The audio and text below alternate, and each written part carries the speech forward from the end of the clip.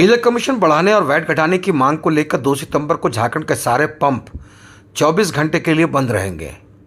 Jharkhand petroleum dealers association की अहम बैठक आज करमटोली चौक स्थित आईएमए हॉल में हुई, जिसमें राज्य के सभी जिलों के कमेटी के पदाधिकारी एवं 150 से अधिक सदस्य उपस्थित हुए। मीटिंग में पेट्रोलियम डीलर्स से संबंधित मांगों पर चर्चा हुई। मुख्य मांगे थी डीलर्स कमीशन की वृद्धि। 2017 के बाद से अभी तक कमीशन में कोई वृद्धि नहीं हुई है, जबकि तेल के मूल्य बढ़े हैं, महंगाई बढ़ी है, डीलर्स के ऑपरेशन कॉस्ट बढ़े हैं, कम बिक्री वाले पंप बंदी के कगार पर हैं। वैट में कटौती करे सरकार। दूसरे राज्यों से अधिक वैट होने के कारण बिक्री प्रभावित हुई है। बिहार के तर्ज पर वैट रिटर्न की अनिवार्यता खत्म करे। प्रदूषण जांच केंद्र पर हो रही समस्या, तेल कंपनियों के अधिकारियों को मनमाने रवैये, तेल डिपो में हो रही समस्याओं के बारे में भी चर्चा हुई।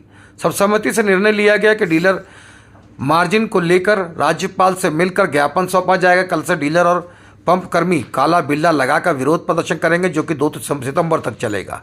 इस बीच सभी जिले के डीलर्स अपने अपने यहाँ के विधायकों और सांसदों को ज्ञापन सौंपेंगे और तब भी सरकार नहीं मानी तो 2 सितंबर को राज्य के 1600 के करीब पेट्रोल पंप एक दिन के लिए पंप बंद रहेगा। ये जानकारी पेट्रोलियम डीलर्स के अध्यक्ष अशोक सिंह ने प्रेस कॉन्फ्रेंस के माध्यम से दी।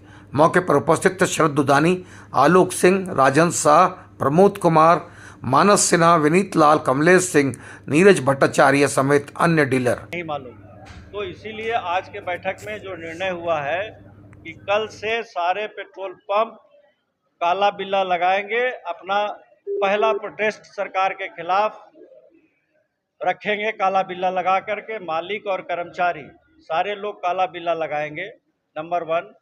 नंबर 2, जितने भी हमारे क्षेत्र में सांसद हैं, विधायक हैं, सभी पार्टी के जिला अध्यक्ष हैं, उनके माध्यम से जो हमारी मांग है उसको भी हम लोग प्रेषित करेंगे। हमारे डीलर जो जहां हैं वो अपने क्षेत्र के सभी विधायक को, सांसद को और अपने जिले के जो भी उनके अध्यक्ष हैं और राज्य के जो अध्यक्ष हैं, सभी को हम अपनी मांग पत्र भी सौंपेंगे कि हमारा डिमांड क्या है और घटाने के बाद सरकार को क्या फ़ायदा है। ये पूरे आंकड़े के साथ देंगे, ऐसा नहीं कि हम लोग सिर्फ चिट्ठी देंगे लिख करके। पूरे आंकड़े के साथ देंगे कि अगर घटती है तो सरकार को क्या रेवेन्यू का फ़ायदा है और राज्य की जनता को क्या फ़ायदा है। इसके बाद भी अगर सरकार नहीं मानती है, मीडिया के माध्यम से हम लोग सारे प्रखंड लेवल, जिला लेवल पे हम लोग मीडिया के माध्यम से अपनी बातों को रखेंगे। उसके बाद भी अगर सरकार नहीं मानेगी तो 15 दिन के बाद हम लोगों ने 2 सितंबर का दिन तय किया है। 2 सितंबर का एक दिन का पहला लेवल पे token strike, 1 day full strike, 24 घंटे का झारखंड पेट्रोल पंप बंद रहेगा। सारे समस्त पेट्रोल पंप झारखंड के 2 सितंबर को बंद रहेंगे। कल से सारे पंप के मालिक कर्मचारी काला बिल्ला लगाएंगे। जितने भी सांसद, विधायक हैं, प्रतिनिधि चुने हुए हैं, उनके अध्यक्ष हैं, सभी को हम लोग मांग पत्र देंगे, जिसमें पूरा विश्लेषण रहेगा कि घटाने से सरकार का आर्थिक नफ़ा है या नुकसान है, जनता को क्या राहत है। और अगर सब बातों से नहीं हुआ तो 2 सितंबर को पूर्णतः बंदी रहेगी पेट्रोल पंपों की पूरे झारखंड में।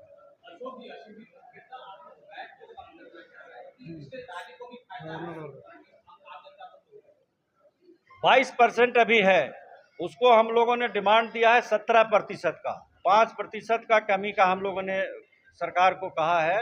अगर 5% ये घटाते हैं तो सरकार के राजस्व में वृद्धि निश्चित है। इसकी गारंटी हम लोग सरकार को दे रहे हैं कि इनको कम से कम साल का 500 से 600 करोड़ रुपए का अतिरिक्त राजस्व मिलेगा ही मिलेगा। इससे ज़्यादा मिल सकता है, कम नहीं मिलेगा।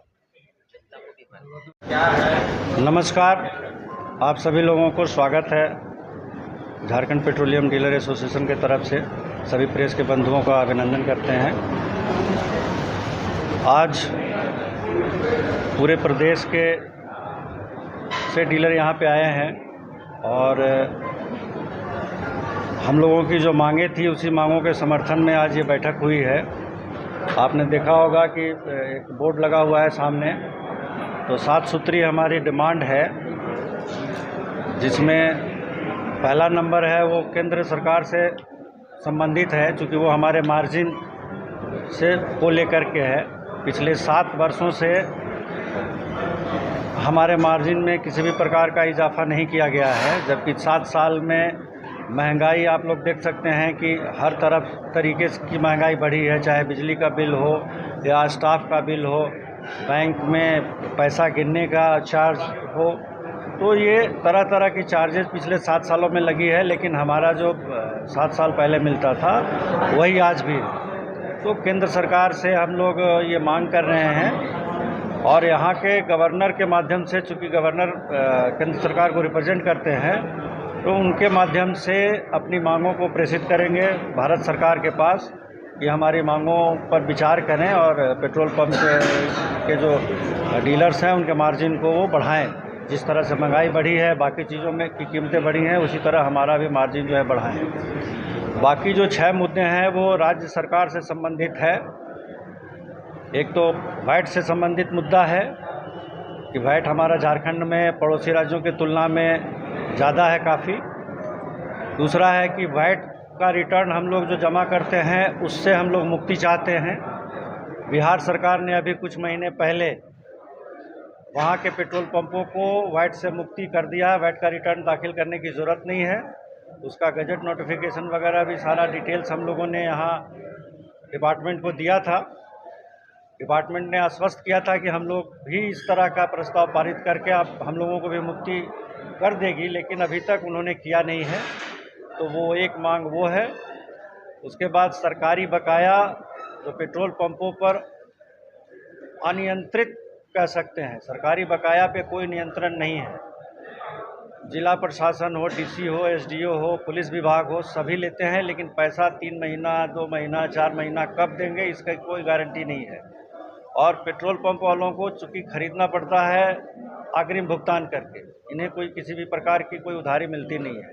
बैंक से भी पैसा लेते हैं तो ब्याज देते हैं बैंक को।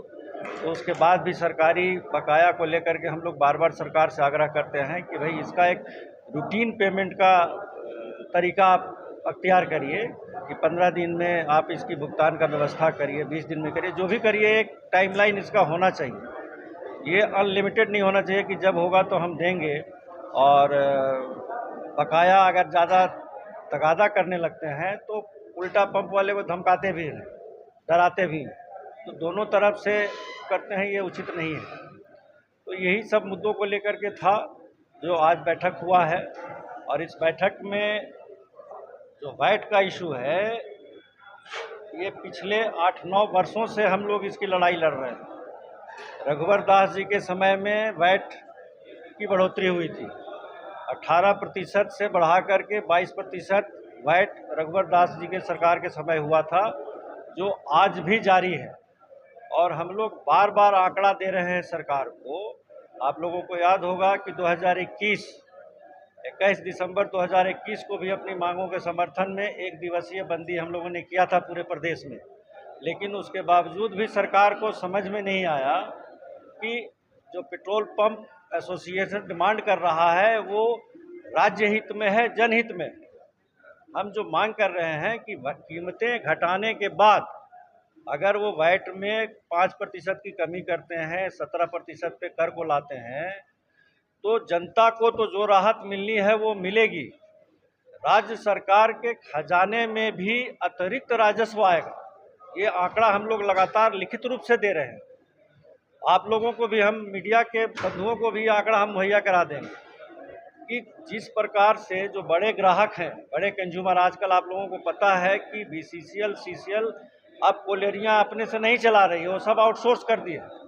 और जब से ये आउटसोर्सिंग चल रहा है तो वो सारे कंपनी जहां उनको कम कीमत पे तेल मिलता है वहां से वो तेल लाते हैं।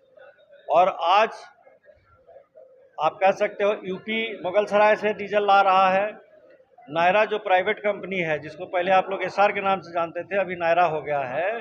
नायरा गुजरात से तेल ला करके झारखंड को सप्लाई कर रहा है। आप समझ सकते हैं कि कितना ज़्यादा भाड़ा, एक गाड़ी का भाड़ा एक्स्ट्रा पे कर रहा है, लेकिन भाड़ा देने के बाद भी तेल उनको सस्ता पड़ रहा है।